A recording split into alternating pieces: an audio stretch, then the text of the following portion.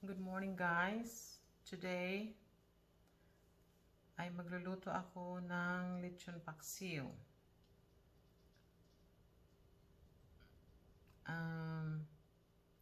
Ano nga ba ang gagawin natin sa leftover na lechon? E di gagawin natin masarap na ulam, lechon paksiw, recycled, kanga. I have some ingredients here.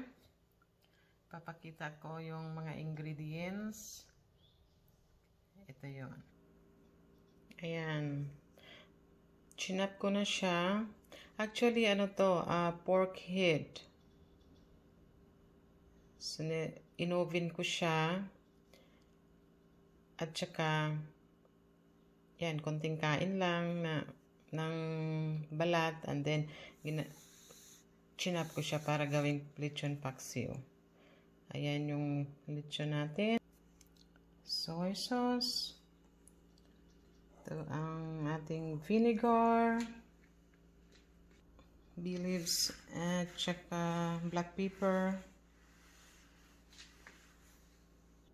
Ito yung ating garlic, onions, and some chilies. Red chilies.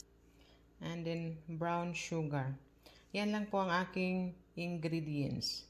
Very simple. Yan lang po ang mga ingredients. Very simple. So ngayon po ay hahaluin ko na po yung mga ingredients at para maisalang na natin. Lagyan na natin ng bawang.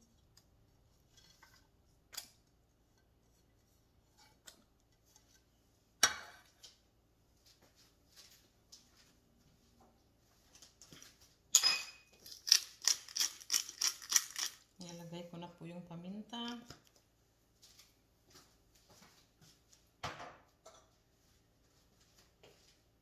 Soy sauce, vinegar,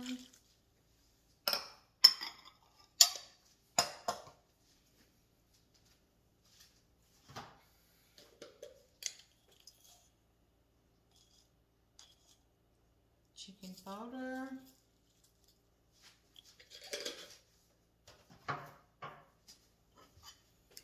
and brown sugar.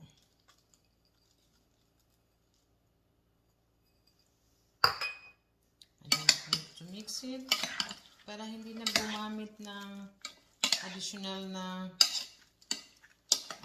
cooking oil kasi mataba na yung baboy. Ito na lang po, minimix ko na sila lahat ng ingredients, imimix ko na lang sila.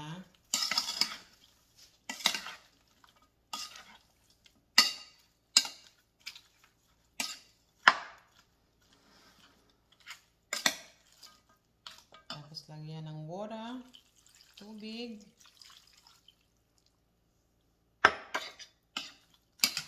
And then isasalang na natin.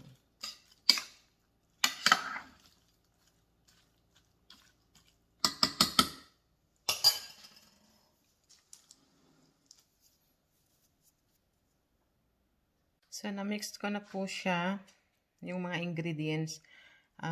Isasalang na po natin and then palalambutin.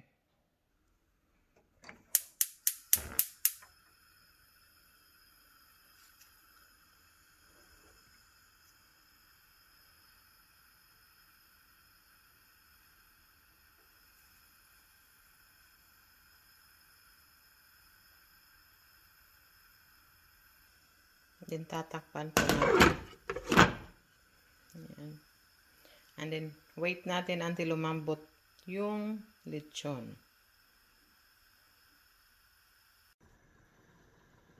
Check natin.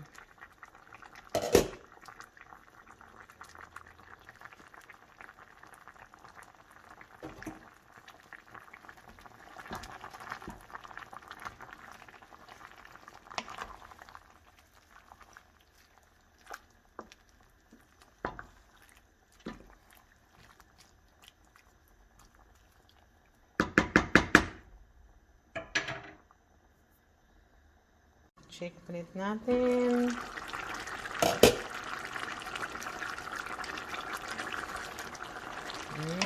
Lambot na. Bango.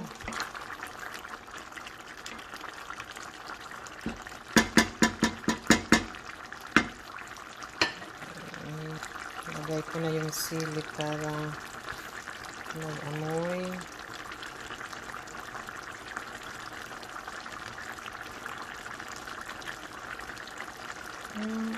Takpan ulit. And then mamaya, malapit na matapos. Pag medyo tuyo-tuyo na siya, okay na. Luto na po siya, guys.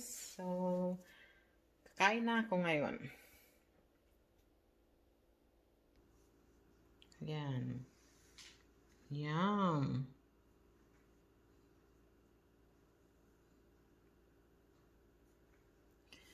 Satisfied na naman yung cravings natin sa lechon paksiw, guys. Thank you po. Maraming salamat.